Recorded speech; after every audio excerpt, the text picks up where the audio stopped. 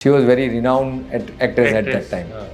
She was on the top. I could not sleep because of that work and because of all the night ringing of my telephone. और 124 लोगों को उन लोगों ने गिरफ्तार कर लिया रात को। और पुलिस कमिश्नर जी का फोन आया, बोले मिस्टर गांधी ये कल हमने इन लोगों को गिरफ्तार कर रखा है और फिर आज हमको कोर्ट में उनको पेश करना है and we want remand for that and I request that you attend the matter personally for that. हाजिर हो। नमस्कार, वकालत.com की पॉडकास्ट सीरीज हाजिर हो में आपका स्वागत है। आज हमारे साथ एक ऐसे अनोखे वकील हैं जो देश की सबसे जानी मानी इंजीनियरिंग कॉलेज में से उन्होंने इंजीनियरिंग किया और देश की टॉप जो म्युनिसिपल कॉरपोरेशंस में आती हैं, ऐसी म्युनिसिपल कॉरपोरेशन में जिन्होंने इंजीनियरिंग की नौकरी की और फिर वो सरकारी नौकरी छोड़ दी। सरकारी नौकरी छोड़ने के बाद उन्होंने लॉ किया, लॉ करके वो वकील बने और वकील बनने के बाद शिल्पा शेट्टी जैसे सूरत के जो केस थे उन्होंने हैंडल किए। ऐसे वकील जतिन गांधी से आपके रूबरू करवाते हैं। जतिन सर, आपका स्वागत है हाजिर हो में, और ये हमारा सौभाग्य है कि आप हमारे साथ बातचीत करने आए हैं और इससे बहुत से वकीलों को, वकालत के विद्यार्थियों को बहुत कुछ जानने मिलेगा।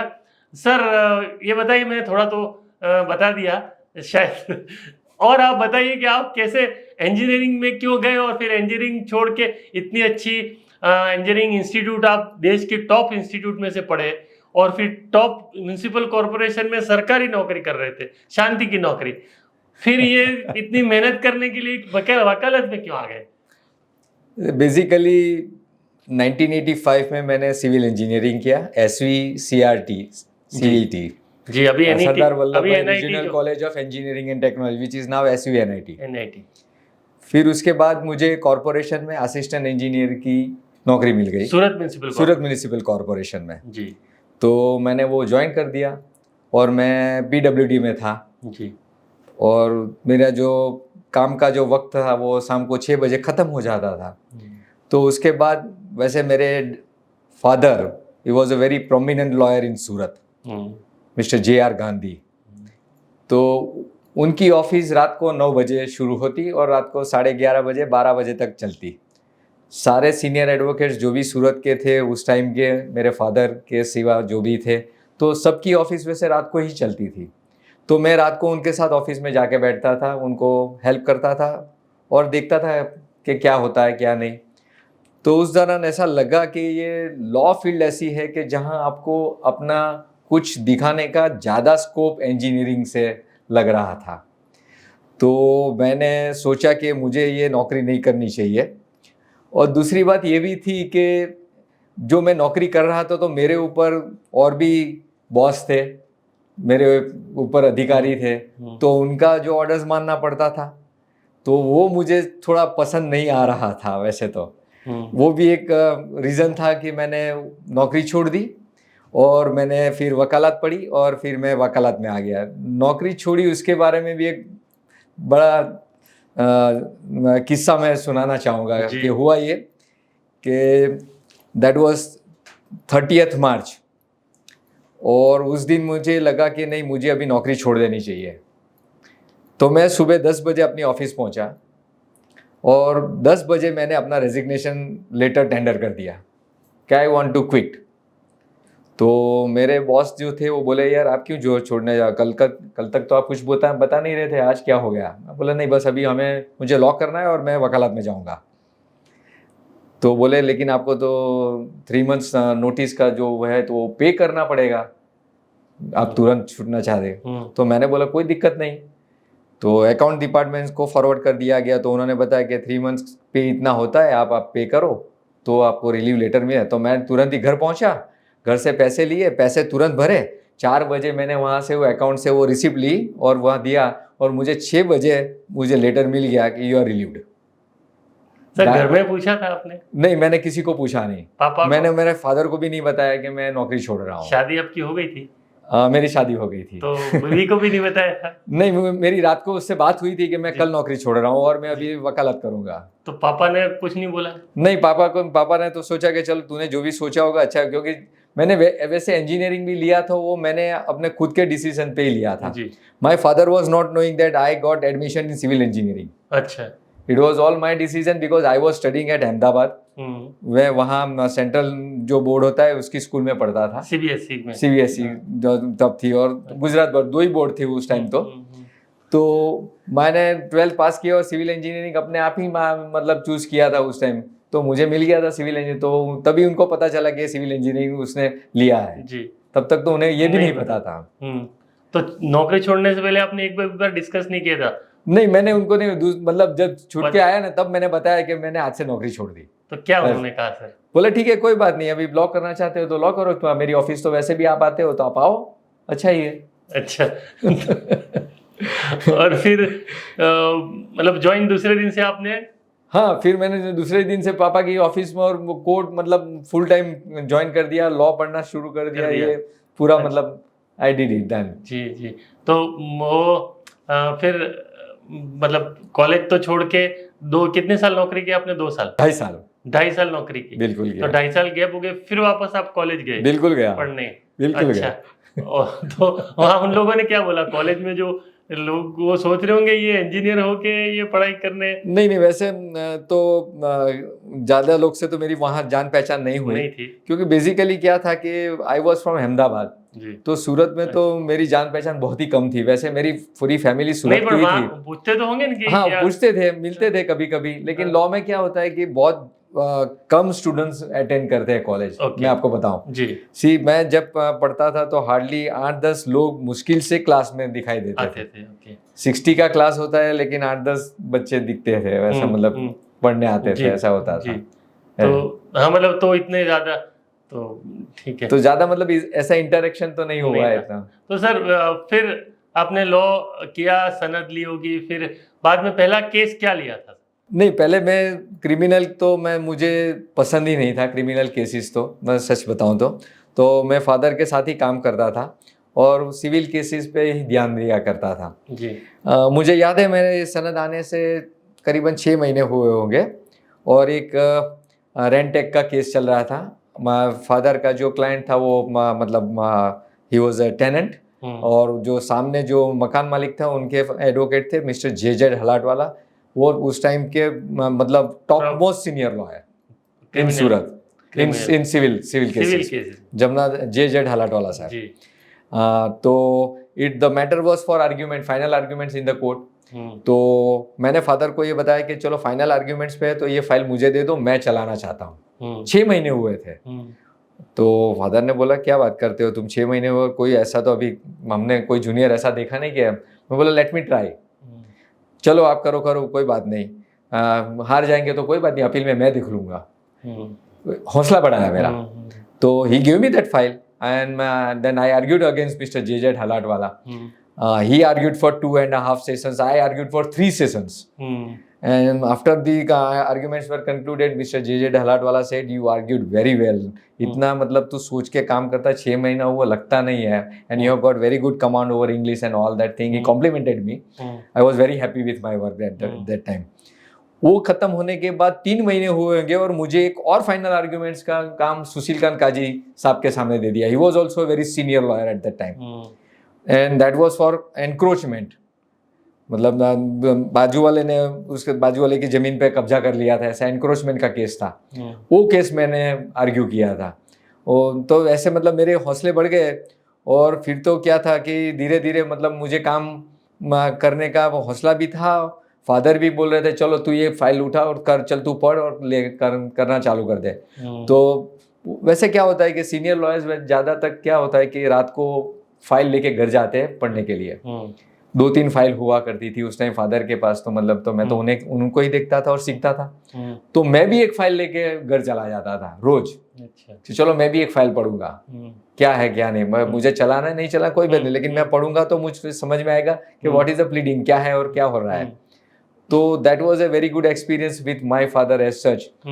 और फिर हुआ कि चैरिटी कमिश्नर की मतलब जो ट्रस्ट एक्ट की जो है वो भी प्रैक्टिस मेरे फादर की बहुत अच्छी हुआ करती थी। और उस टाइम जॉइंट चैरिटी कमिश्नर की ऑफिस बड़ौदा हुआ करती थी, यहाँ सूरत में नहीं थी। तो जो भी अपील लगती थी वो बड़ौदा लगती थी।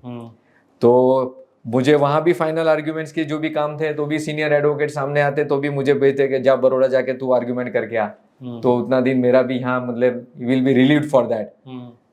तो मतलब ऐसे काम मैं सीखता गया और अच्छे से मतलब काम सीखा भी मैंने। तो अभी भी सीख रहा हूँ वैसे तो। गवर्नमेंट में मतलब प्लीडर कब बने सर फिर? बेसिकली क्या हुआ था कि एडिशनल पब्लिक प्रोसिक्यूटर और असिस्टेंट गवर्नमेंट प्लीडर जो होते हैं ना तो उनके लिए मिनिमम 7 years प्रैक्टिस होती है। अच्छा। So there was an advertisement in the local newspaper कि भाई there is a vacancy and it is to be filled. I was practising mainly on civil cases. मुझे क्रिमिनल केस में तो जाना ही नहीं था और मुझे रुचि मतलब उसमें कोई ये भी नहीं था। तो फिर उस टाइम जॉइंट डिस्ट्रिक्ट जज ढोलरिया साहब हुआ करते थे और जॉइंट डिस्ट्रिक्ट जज में थे कल्पनाबेन वीन। Kalpana Benveen then became district and session judge. She was at Surat also after that. Mr. R.P. Dholaria, he was also district and session judge then after at Surat also, at Rajkot and other cities, and he became the High Court judge. And he is now retired. अच्छा। तो उन्होंने मेरे father को बोला कि आप जतिन को क्यों नहीं बोलते कि एपीपी का फॉर्म भर दो। अच्छा। तो मेरे फादर ने उनको बोला कि उसको तो क्रिमिनल केस में कुछ समझ में आएगा ही नहीं, सीआरपीसी एविडेंस एक्ट मतलब उसको सीखना पड़ेगा, आईपीसी में तो उसको कुछ समझ में नहीं आएगा, वो एपीपी बन के क्या करेगा।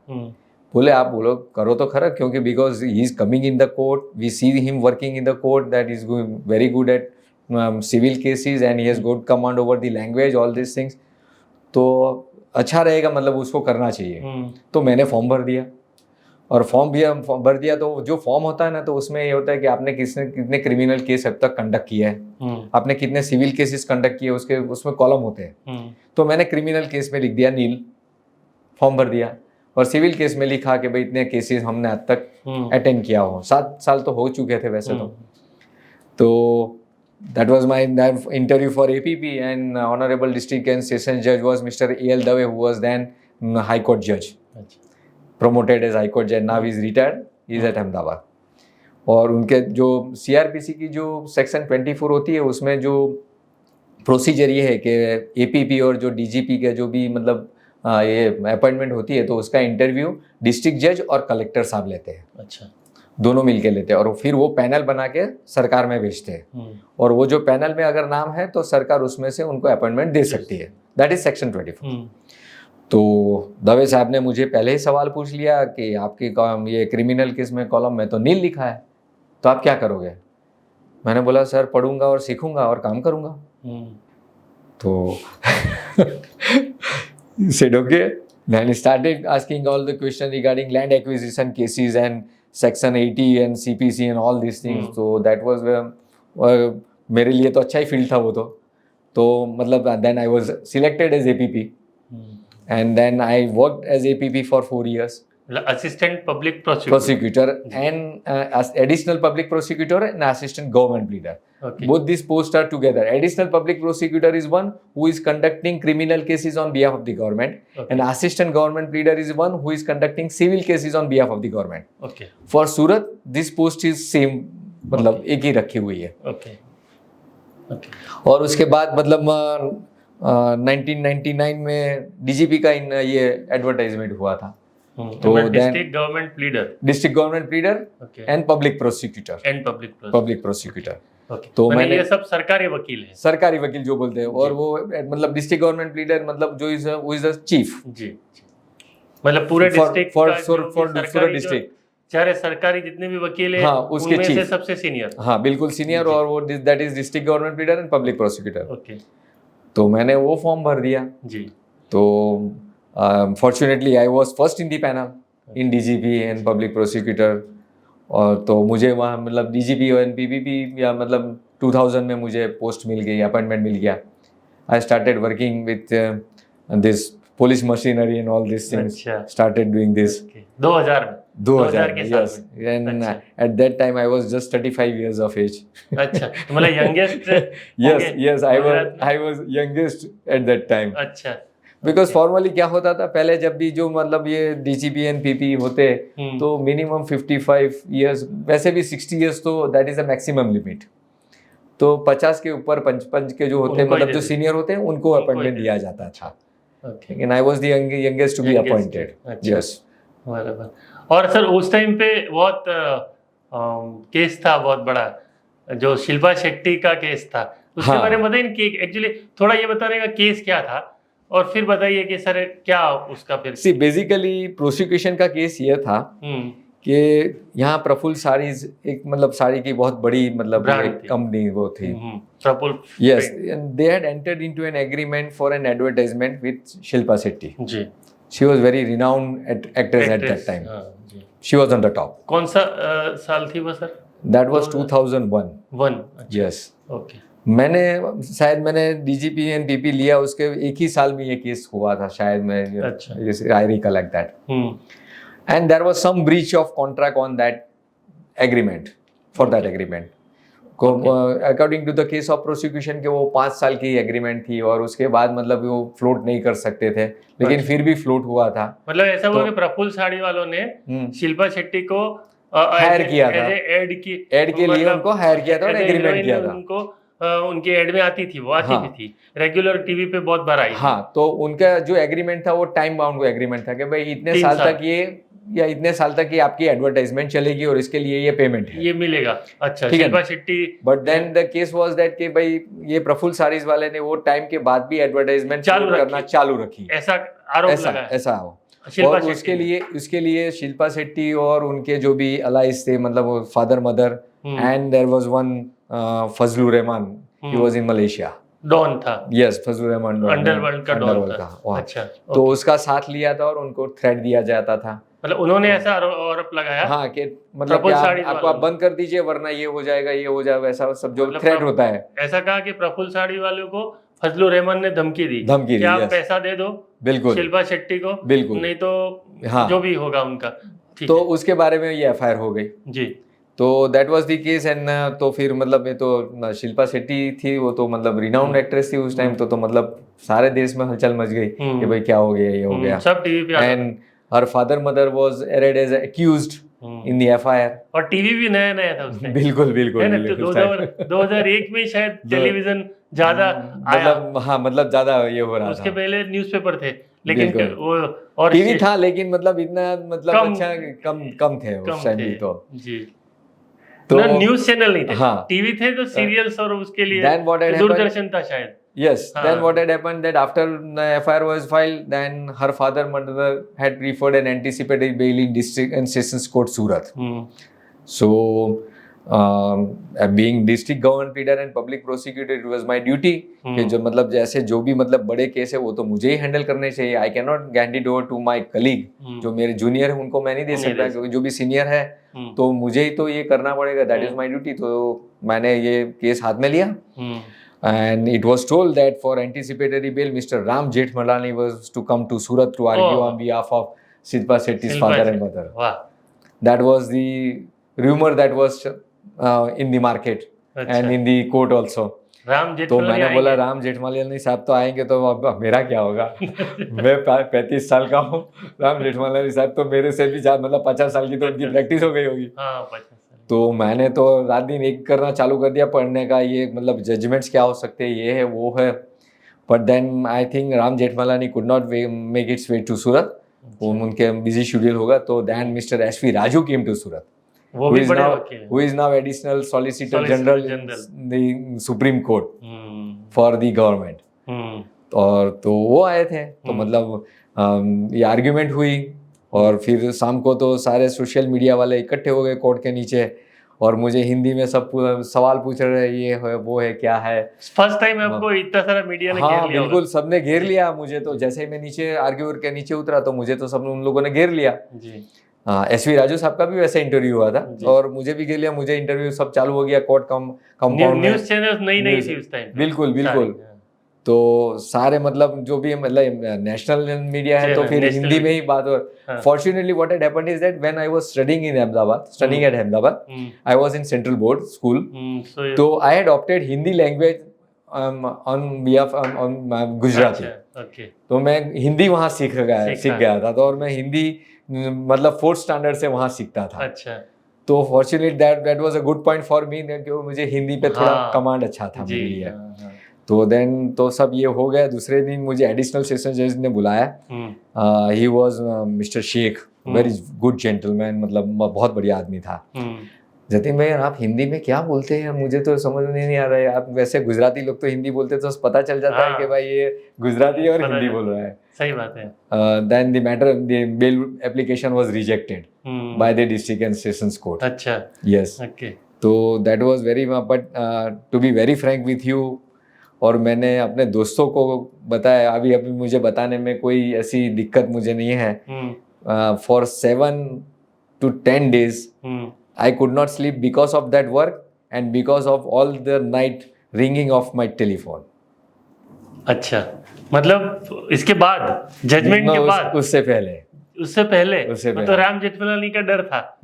वो तो था ही, लेकिन आप समझ सकते हैं कि रात को मुझे 12 बजे 2 बजे कौन रिंग मारता ही रहेगा। अच्छा, ओके। क्या होता होगा, आप सोच सकते हैं कि क्या होता होगा। ओके, हाँ। और सर मतलब थ्रेड्स भी आई इसका मतलब? अच्छा, होता है। अच्छा, लेकिन कुछ नहीं हो पाया उनकी तरफ से। God is great. पर बड़ी बात कहलाए सर ये तो। हाँ, तो है कि मतलब वो तो केसी ऐसा था ना, मतलब पूरा मतलब नेशनली इंटरनेशनल ये तो हो गया था। मतलब because Fazlur Rahman was a very, मतलब दाऊद गैंग का था। हाँ वही था वो, लेकिन फिर then he had shifted to Malaysia. अच्छा, ओके। तो हाँ सर, ये तो मुझे भी याद नहीं आया आपको पूछने का कि क्या उधर से कोई थ्रेट थी क्या? हाँ वही तो मैं कह रहा हूँ कि रात को मतलब 2 बजे रिंग बजती है तो क्या होता है, मतलब क्या बोलते थे सर वो लोग? बस क्यों केस चला रहे हो, छोड़ो नहीं, बस छोड़ो। तो आप तो वो तो आप नहीं करोगे तो और कोई करेगा। तो मैं वही कह रहा था, मैं तो मैंने अपनी फर्ज निभा रहा हूँ, मुझे क्या उसमें लेना है। मुझे तो वैसे भी काम करना है। आप लेकिन मना करोगे फिर भी मुझे करना है। माइल्ड हो जाओ ऐसा बोलते होंगे हैं? माइल्ड हो जाओ। नहीं वैसा तो नहीं, मतलब ये तो it was there intention that I should leave the case any how, मतलब पता नहीं क्यों। मतलब जब शुरुआत हुई उसके बाद कि पहली बार से? नहीं, वो एफआईआर होने के बाद, मतलब जब एंटीसिपेटेड बेल लग गई तब ये सब। तो इंटेंशन क्या होगा सर उनका कि आप थोड़े माइल्ड हो जाओ, या मतलब उसको, मतलब मैं कुछ कम काम करूँ, मतलब स्टडी करूँ तो फायदा होगा सामने वाले को, हो सकता है ना। अगर मैं रेजिस्ट ज्यादा नहीं करूंगा तो it will help the bail हो सकती है इजीली। तो फिर उसके मदर फादर शिल्पा शेट्टी के जेल में रहे थे? नहीं, then they got bail from high court. अच्छा, हाई कोर्ट में जाके। यहाँ आपको नहीं डरा सके? नहीं, वो लोग यहाँ से बेल नहीं हो सका उनका। ओके, नहीं हो सका उनका। अच्छा, और सर एक दूसरा जो एक सिमी का केस था। हाँ, उस टाइम क्या हुआ था कि यहाँ एक राजश्री टॉकीज है, नाउ इट इज ऑलरेडी मतलब demolished and now new construction has come up. तो उसमें रात को रेड पुलिस ने की थी, सूरत पुलिस ने, एंड कमिश्नर को मतलब इंटेलिजेंस मिला था, तो रात को उन लोगों ने 124 पर्सन्स को किया। 2004 में था ये शायद, 2003 या 4 में। हाँ।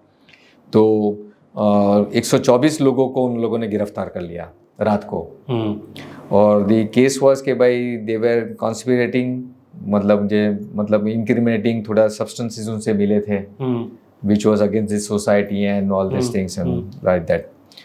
तो उन लोग को दूसरे दिन कोर्ट में लाना है। See any accused who is arrested by the police, जब उसको गिरफ्तार करते हैं तो पुलिस की मतलब ड्यूटी है कानूनन कि 24 घंटे में उनको मैजिस्ट्रेट के सामने लाया जाता है, उनके सामने उनको पेश करना पड़ता है। मतलब ये मतलब ऐसा था कि उस टाइम पे जो सिमी, जो student Islamic movement of India जो संस्था है, उसको सरकार ने बैन करके रखा था। ठीक है, और ये लोग सब सिमी, उन्हीं के माध्यम से ये प्रोग्राम हो रहा था। सिमी के लोग ही थे और वो लोग मीटिंग सूरत में कर रहे थे। बिल्कुल, और पूरे देश से आए हुए थे उस टाइम, सच्ची बात है। और यहाँ पे मीटिंग कर रहे थे। बिल्कुल। और पुलिस को इन्फॉर्मेशन मिली कि ये लोग कुछ नुकसान कर सके, ऐसा एंटी देश विरोधी गतिविधि कर रहे हैं, ऐसा पुलिस को इन्फॉर्मेशन मिली। बिल्कुल, ओके जी।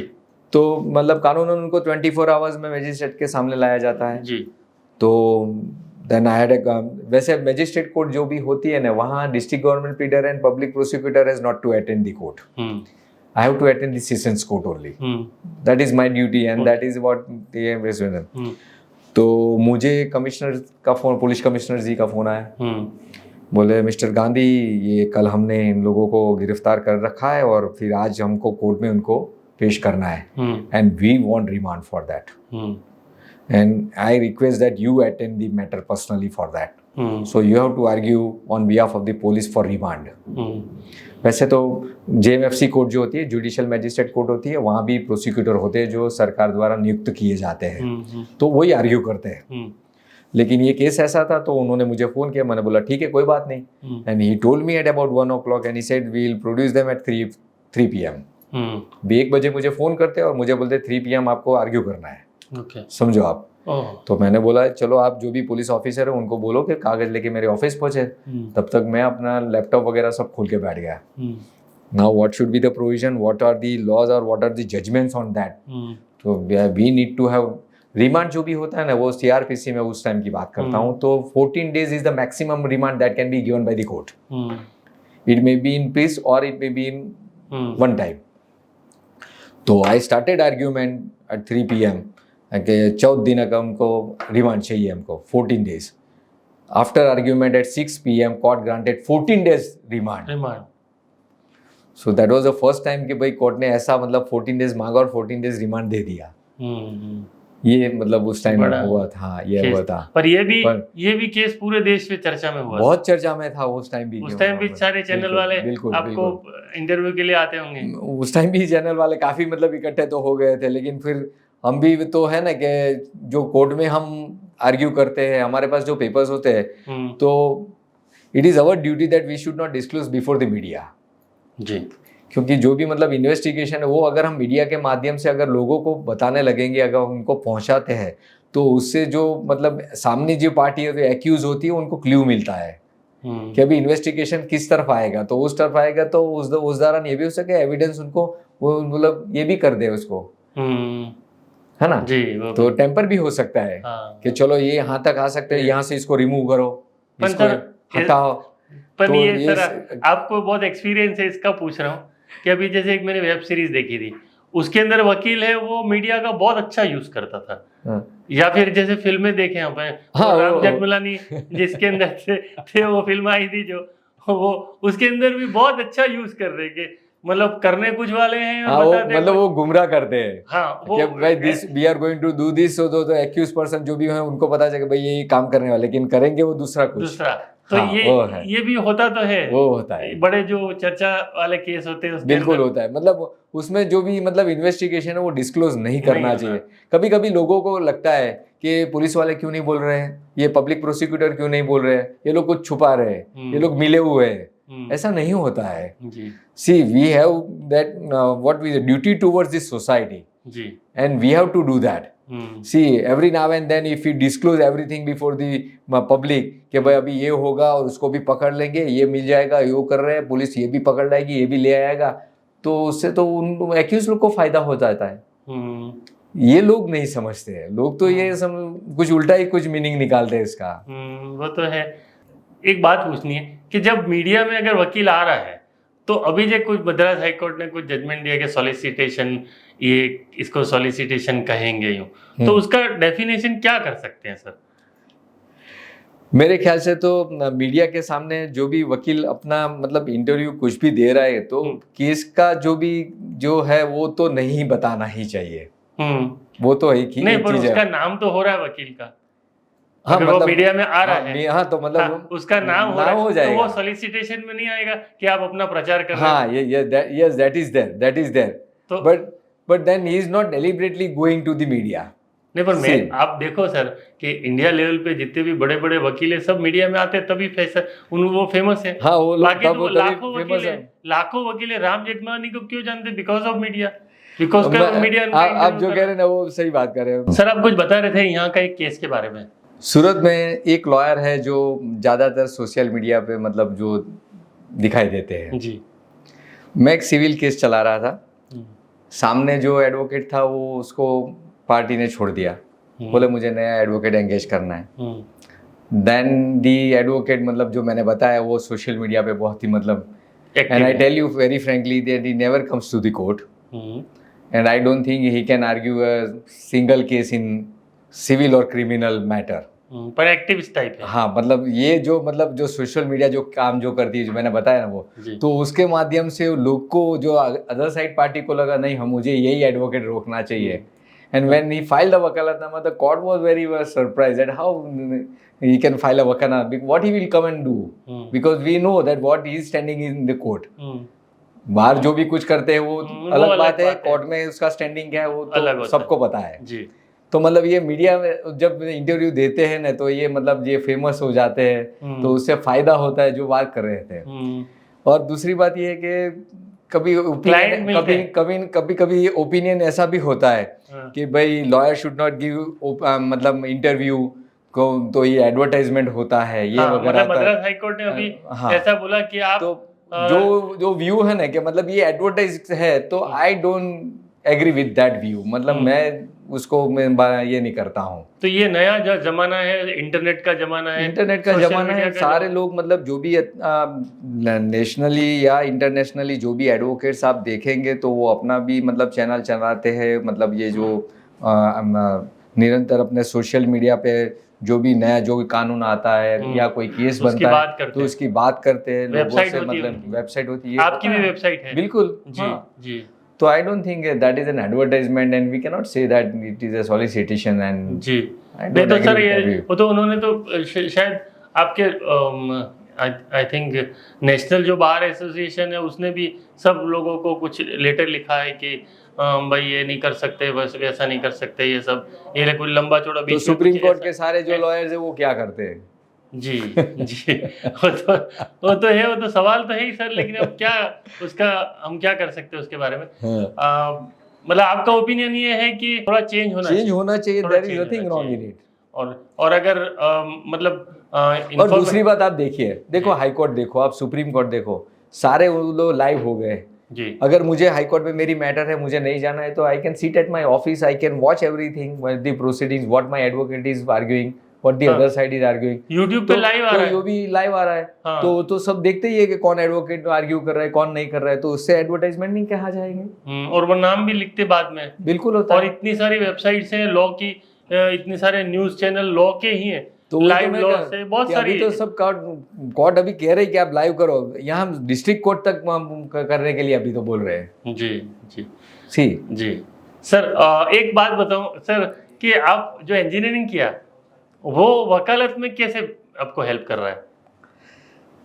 जब शुरू में मैंने अपनी वकालत शुरू की तो उस टाइम क्या हुआ करते थे कि सूरत म्यूनिसिपल कॉरपोरेशन है ना, तो ये इलीगल कंस्ट्रक्शन की नोटिस देते हैं, डिमोलिशन की वगैरह, तो उसके केसेस बहुत ज़्यादा हुआ करते थे कोर्ट में, इंजंक्शन शूट होते थे, तो उसमें कोर्ट कमीशन की एप्लीकेशन लगाई जाती थी कि भाई जब आपको साइट इंस्पेक्शन करना है, what is the construction and that should be the part of the record.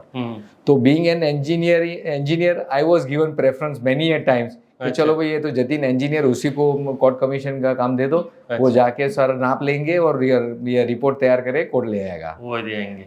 क्योंकि ऑर्डिनरी अगर कोई मतलब ग्रेजुएट कोई क्लर्क है वो काम करेगा, उससे अच्छा तो मतलब ये इंजीनियर करेगा, तो वो नाप लेगा, सब कुछ करेगा, मतलब तो that was helping me as such. और दूसरी बात ये है कि जब इंजीनियरिंग मैंने किया था तो वैसे मतलब that is not an easy as such, जो बाकी जो साइंस ग्रेजुएट जो होता है थोड़ी मेहनत ज़्यादा करनी पड़ती है, रात को भी काफ़ी मतलब आप टाइम निकाल के पूरा सबमिशन करो, ये करो, तो वो जो काम करने का जो होता है ना, तो that is now helping me in the law now. और वो भी एक थिंकिंग जो है, जो साइंटिफिक वे में थिंकिंग करना है, वो एक आर्ट्स के स्टूडेंट लॉ करके आएंगे तो उनका थिंकिंग अलग होगा, साइंस का स्टूडेंट लॉ करके आएगा उसका थिंकिंग शायद बिल्कुल अलग होगा। आपको जैसे आप एविडेंस के मामले में आप बहुत ही शार्प ढूंढ सकते हैं, तो सर मैं ये पूछना था सर, नया जो एविडेंस है एक्ट आया है जी, वो उसमें क्या चेंज आया है और क्या है उसमें? चेंज आने, सबसे पहले तो मैं ये कहूँगा कि अगर कोई भी नया एक्ट आता है ना, कानून आता है ना, तो आपको पहले उसका प्रीएम्बल पढ़ना चाहिए जी। उससे पता चलता है कि why this act now, old act क्यों नहीं और अब नया क्यों। तो उससे पता चलता है। देखो आप पिछले 8-10 सालों से देखो तो इलेक्ट्रॉनिक कम्युनिकेशन बहुत ही ज़्यादा बढ़ गया है। एक एग्जांपल देता हूँ, अगर दो कंपनियों के बीच में एग्रीमेंट हो रहा है तो आप देखेंगे कि एग्रीमेंट जो है वो ईमेल के माध्यम से जाता है, डिजिटली साइंड होता है, ठीक है जी। अब सोचो कि इसके बारे में कहीं डिस्प्यूट हो गया, ठीक है ना, तो उसमें डिजिटली साइंड होता है, इलेक्ट्रॉनिक कम्युनिकेशन के माध्यम से गया होता है, तो how this document is to be now prove. Originally क्या होता है, जब एविडेंस एक्ट जब ये इलेक्ट्रॉनिक कम्युनिकेशन के बारे में इसमें नहीं है तो you have to produce the original document in the court. Now where is this original document? Okay, see समझे आप जी। दूसरी बात आप देखो, क्रिमिनल आप देखो, जो ऑर्गेनाइज क्राइम हो गए वो भी इलेक्ट्रॉनिक कम्युनिकेशन का ज़्यादा उपयोग कर रहे हैं। एंड मोर इम्पोर्टेंटली ये जो होता है इलेक्ट्रॉनिक कम्युनिकेशन, उसको एविडेंस में मतलब see you have got everything with you but then you have got a procedure to prove that in the court and that procedure is evidence act, ठीक है ना जी। अगर आप उसमें चूक गए हैं, आप सच्चे भी है 100% है आपके पास और आप एविडेंस के एक्ट का मतलब जो चाहिए आपको पैरामीटर्स जो भी है उसमें आप नहीं फिट बैठ रहे, तो that evidence will be discarded by the court and your case will be disbelieved. Okay, तो ये सब जो इलेक्ट्रॉनिक कम्युनिकेशन जो आया है उसके बारे में ज्यादातर इसमें ध्यान दिया गया है। मतलब ऑफ कोर्स उनको साक्ष्य की तरह बिल्कुल बिल्कुल बिल्कुल बिल्कुल, तो अभी तक नहीं मान रहे थे। नहीं, इंफॉर्मेशन टेक्नोलॉजी एक्ट 2000 में आया, 2000 में आया, बता। तो एविडेंस एक्ट में उस टाइम मैंने 65 में सेक्शन 65 में अमेंडमेंट आया था, of course for this also, but now उसमें क्या कर दिया कि एविडेंस जो नया एक्ट है भारतीय साक्षी अधिनियम, तो उसमें जो सेक्शन है ना उसमें डेफिनेशन सेक्शन 2 में ले गए। और ये डॉक्यूमेंट में पहले क्या हुआ था, डॉक्यूमेंट में 8 में भी है मतलब it should be in writing and all this things, तो वो डॉक्यूमेंट में जो भी है उसमें डेफिनेशन में इलेक्ट्रॉनिक कम्युनिकेशन को भी शामिल कर दिया। मतलब पेन ड्राइव आप ले जा सकते, बिल्कुल बिल्कुल, that is now also an document. और उसके बाद जो भी मतलब पहले एविडेंस एक्ट में क्या होता है कि उसको सेपरेटली 65 में पढ़ना पड़ता था, अभी इन लोगों ने डेफिनेशन में ही ले लिया। तो पूरा जो भी एविडेंस एक्ट में जहां भी डॉक्यूमेंट का शब्द आएगा तो that will include electronic communication. मतलब अगर ऑडियो रिकॉर्डिंग है, वीडियो रिकॉर्डिंग है, या टाइप किया हुआ, ऑनलाइन टाइप किया हुआ, ये सारी चीजें अभी कोर्ट में एज ए प्रूफ एक्सेप्ट हो गई है। देयर इज वन थिंग कि जो भी इलेक्ट्रॉनिक कम्युनिकेशन अगर कोर्ट में आप रख रहे हैं, डिजिटल डॉक्यूमेंट रख रहे हैं, तो उसके बारे में एक सर्टिफिकेट होता है, certificate of the owner of the document and the what we say that the person who is maintaining that record. Okay. जी। तो वो सर्टिफिकेट बहुत जरूरी है जी। ओके, बराबर।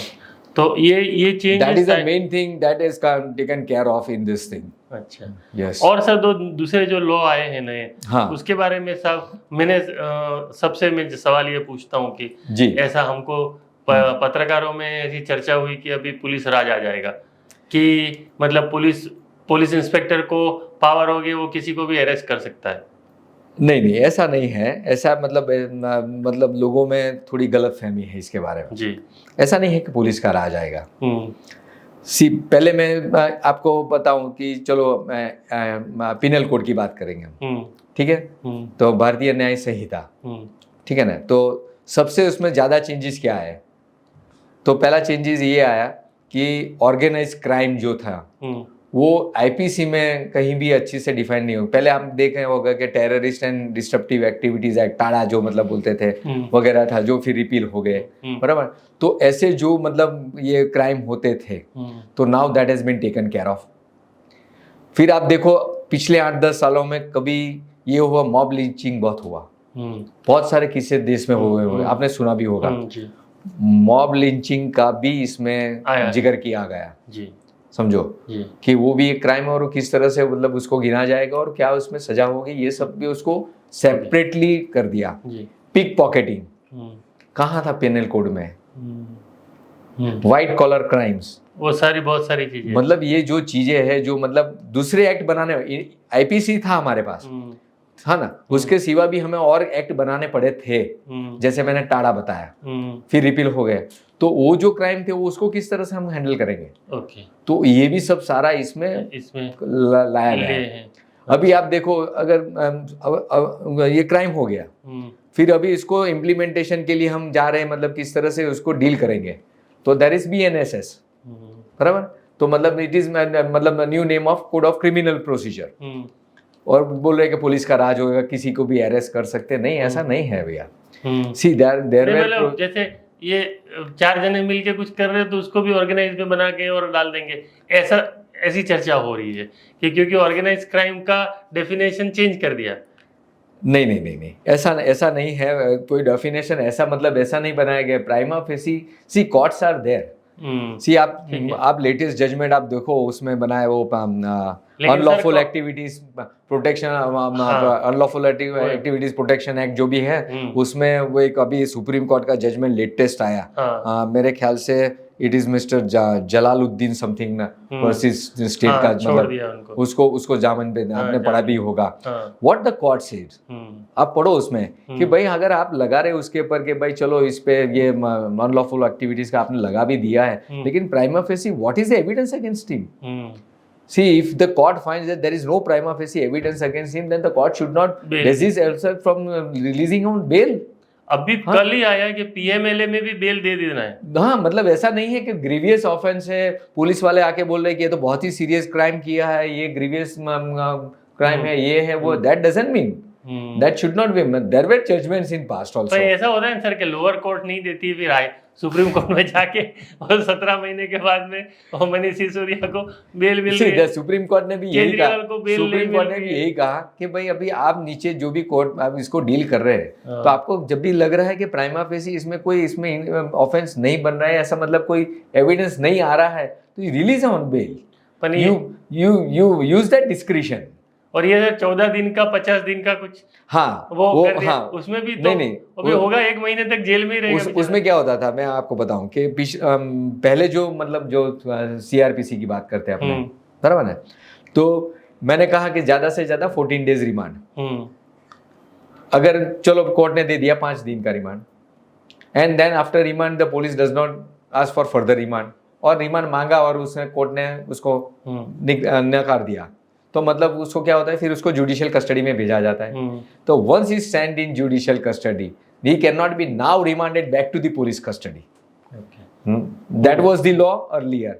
Now what is the change in this, कि वहाँ चार्जशीट के लिए टाइम रखा गया, उसमें जो पहले भी था तो इसमें भी है, तो इसमें ऐसा रखा गया है कि जिसमें भी मतलब जो चार्जशीट का जो टाइम है उसमें 40 डेज तक अगर पुलिस को रिमांड चाहिए, whether is in judicial custody, he can demand कर सकते, पर उसमें 14 दिन का जो भी लिमिट है उसको क्रॉस नहीं करना है।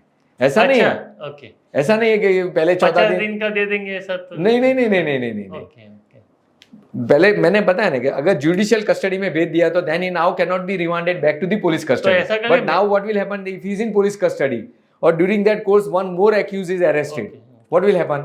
Then there is some investigation, there is some clue, there is some evidence. For that now that person would be required for investigation. So now maximum police can get custody up to 50 days, I think. No. नहीं, 14 days police remand. नहीं, जो बोलते हैं total that is 60 and 90. 60 and 90. ठीक है ना? हाँ, इतना वो तो that is a judicial custody. अच्छा, तब तक अगर किसी आदमी को अगर पुलिस कस्टडी टोटल कितनी हो सकती है अभी?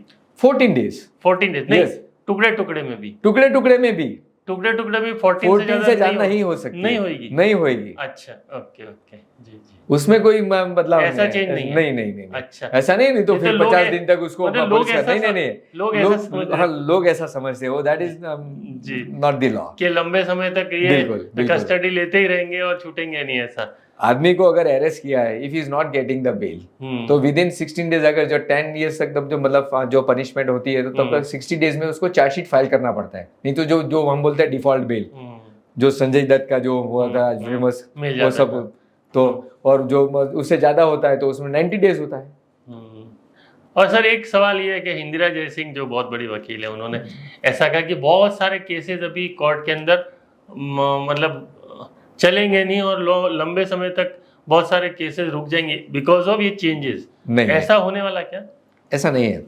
सी for that also she with all respect to senior जी एडवोकेट, जी see there is always a repeal and saving provision in all the acts. जी।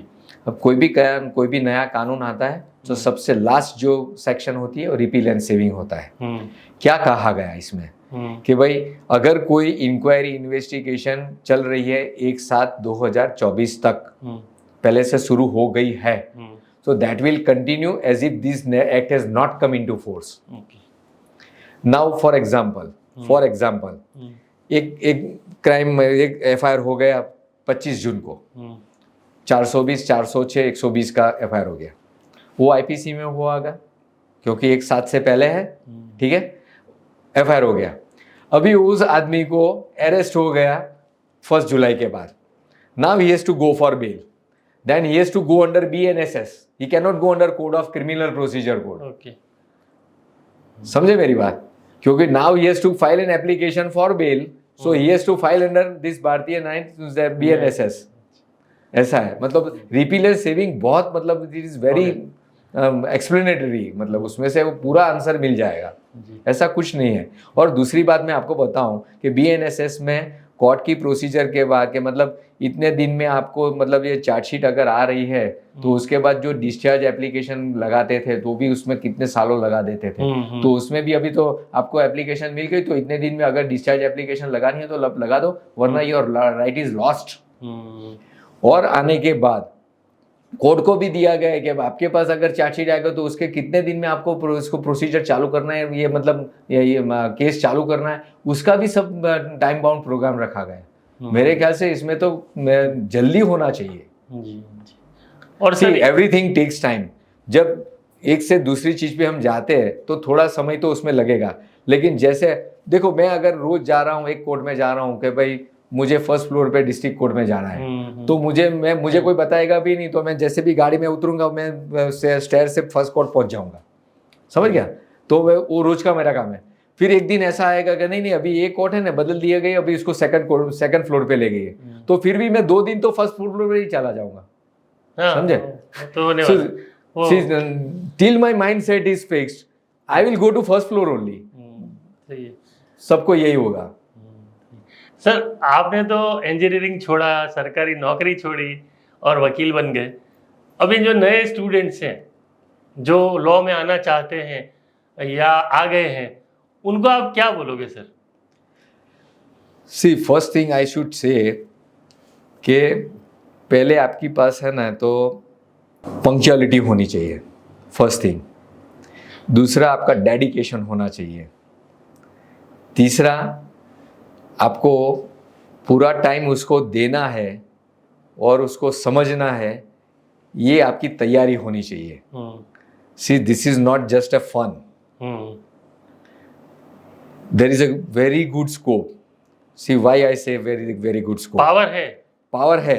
आप खुद के बॉस हो, आप खुद, मतलब sky is the limit for you. Police वाले भी डरते हैं आपसे। आप क्या कर सकते हैं अपने आप, मतलब तैयार होके, वो आप पे निर्भर करता है। सी आप ऊपर कहाँ तक जा सकते हैं वो आप पर सब छोड़ सकते, बराबर है। मैं क्या कहना चाहता हूँ कि अगर आप अपना स्टडी ज़्यादा दे रहे हैं, काम में आप इसका डेडिकेशन दे रहे हैं, तो you will sign out one day. दूसरी बात, आर्बिट्रेशन है, मीडिएशन है, वैसे कितने सारे ट्रिब्यूनल्स वगैरह भी आ रहे हैं, तो ये सारे में भी देखो, साइबर क्राइम की अगर बात करो, अगर आप उसको इंटेलेक्चुअल प्रॉपर्टी की बात करो, आप एक फील्ड पकड़ लो, उसमें भी आप इतना अच्छा काम कर सकते हैं, कितना स्कोप है आपके पास। पर ऐसा पहले ऐसा कहते थे कि बहुत सारे वकील बहुत सारे और केस कम है, ऐसा अब नहीं है। नहीं, ऐसा कुछ नहीं है। हाँ, we have got number of cases now, मतलब केसेस तो ज़्यादा बड़े ही है, क्राइम भी वैसे बड़ा है, क्योंकि हमारा देखो, अगर हम सूरत की बात करें तो आज हमारी पॉपुलेशन कितनी है सूरत की? 65-70 लाख है, मोर देन 60 lakhs। चलो 20 साल 30 साल पहले कितनी थी? बहुत कम थी। छोटा सा शहर था। 25 पुलिस स्टेशन कितने थे? आज कितने पुलिस स्टेशन है, कितने पुलिस ऑफिसर है, क्यों है? तो क्राइम तो बढ़ेगा, लोग भी बढ़ेंगे, तो केसेस तो बढ़ रहे और हैं, ग्लोबलाइजेशन के कारण, सब कुछ हो रहा है, मतलब there are many factors which are affecting all this things. Internet के कारण, बिल्कुल सब कुछ होगा, मतलब बहुत सारे, मतलब आप देखो तो कहीं से भी, मतलब यहाँ कोई बिहार से आ रहा है, कोई उड़ीसा से आ रहा है, कोई राजस्थान से आ रहा है, कोई वहाँ उत्तराखंड से आ रहा है, दिल्ली से आ रहा है, यहाँ साउथ से कोई आ रहा है, मतलब we have got population here. तो ये सारे के माइंडसेट भी अलग अलग होते हैं, काम करने का तरीका अलग अलग होता है, सोचने का तरीका अलग अलग होता है, तो उसी हिसाब से क्राइम का भी उसमें वो वेरिएशन आता है। पर नए फील्ड कौन से आ रहे हैं सर इनके सिवा? जैसे अभी ऐसा मानते थे कि एक क्रिमिनल है और एक सिविल है, ये दो हैं, उसके उनमें क्या एडिशन नए हो रहे हैं? See, arbitration and conciliation, अच्छा, that is the best thing, I think that is the progressing now. उसको सर थोड़ा आप हाँ। सिंपल वे में अगर बता सके हमको। जने આપણે हम कह सकते हैं कि लवाद के माध्यम से हम अपना जो एक दूसरे को समझा के, और समझा के नहीं, वैसे आर्बिट्रेटर जो होता है लवाद, ओके, तो that is appointed by the high court, court के बाद, ठीक है। See there are some agreement, say partnership अगर एग्रीमेंट है तो उसमें एक क्लॉज होता है कि भाई party should not go to the court of law and they should resolve the dispute by arbitration. Okay, if this clause is there, then an arbitrator has to be appointed. Okay, He will resolve the dispute of the party. अच्छा, okay, He is as good as a court. Okay, Whatever award is given by the arbitrator, that is a decree of the court. Okay, ठीक है ना, एक ये चीज है। दूसरी चीज मैं जो समझ रहा हूँ, वो जो मतलब लोगों को, बच्चों को भी सीखना चाहिए और काम करना चाहिए, एक मीडिएशन है। आप प्रोफेशनल मीडिएटर के माध्यम से भी अपना कैरियर बना सकते हैं। Okay, See, that is also very growing field, I think so. Okay. Intellectual property तो वैसे है ही, और आर्टिफिशियल इंटेलिजेंस जो आ रहा है सर, और उसकी मैं क्या? साथ में कह रहा हूँ, एक साइबर क्राइम है। ओके, साइबर क्राइम में भी आज बहुत ही कम हमारे पास एडवोकेट सूरत में है जो भी 4-5 जो भी अच्छे हैं, लेकिन वो इतना अच्छा फील्ड है, आप इसमें काम करो। मेरे ख्याल से कि साइबर क्राइम का रोज के मेरे ख्याल से सूरत में 10 से 15 केस होते होंगे फ्रॉड के। टेलीफोन से ये कर दिया, ओटीपी कर दिया, ये है वो है, पैसा ऐंठ लिए, जो भी है ये हो रहा है। वो तो हो रहा है। तो साइबर क्राइम, आर्टिफिशियल इंटेलिजेंस की आप अगर बात करें, वो एक फैक्टर ऐसा है कि मतलब वो तो अगले 10 सालों में तो मेरे ख्याल से अपने एम्प्लॉयमेंट के लिए भी जो भी है आप सोचो, तो वो लॉ में किस तरह कहाँ पहुंचेगा। So that is also a very good scope for the advocates. Of course, we don't have that courses over at present, but then we have in metros also. हाँ, और अब तो ऑनलाइन हर चीज ऑनलाइन कर सकते हैं, वहाँ जाके पढ़ भी सकते हैं। अभी तो यूनिवर्सिटीज, मतलब आप ये नेशनल लॉ यूनिवर्सिटीज इतने हो गए हमारे इंडिया में, बहुत सारी कितने हो गए, और भी यूनिवर्सिटीज है जो भी ज्यादा कॉम्पिटिटिव है। मतलब एलएलबी के कोर्स में एडमिशन लेने के लिए इतनी तैयारी करनी पड़ती है, शायद पहले नहीं थी।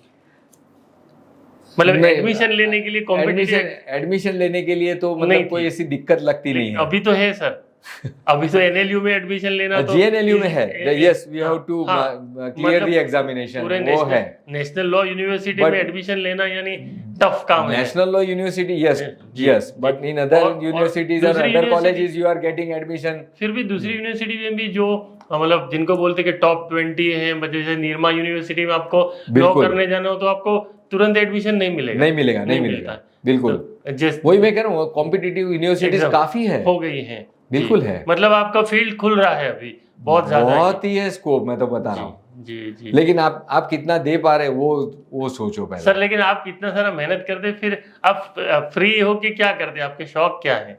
प्रोफेशन के सिवा है ना, तो जो भी मुझे टाइम मिलता है तो मैं गाने बहुत सुनता हूँ। जी। और मुझे घूमने का बहुत शौक है जी। और थर्ड चीज है टेनिस, लॉन टेनिस खेलते हैं, लॉन टेनिस एंड जिमिंग जी। हाँ, तो मैं I get up early in 5:30 every day जी, and I go to gym from Monday to Friday. I go to gym from 6:15 to 7:15, 1 घंटा pilates class, I attend that class. Okay. And on Saturday and Sunday I play tennis, क्योंकि वो आराम से, मतलब मुझे पूरा time होता है, तो मेरे दोस्त हैं उनके साथ फिर हम टेनिस खेलते हैं जी। और 2-3 महीने होते हैं तो फिर मैं कहीं भी घूमने के लिए निकल चलता हूँ। अच्छा। मेरे वाइफ को भी घूमने का बहुत शौक है, तो we enjoy each others company. Okay. वो मेरा है। और गाना सुनना, वो तो मतलब that is ultimate. Okay, thank you sir, आप आए, बहुत अच्छी बातें जानने मिली, बहुत नए स्टूडेंट्स को इंस्पिरेशन मिलेगा आपकी कहानी से, और thank you sir. My pleasure, thank you very much. हाजिर हो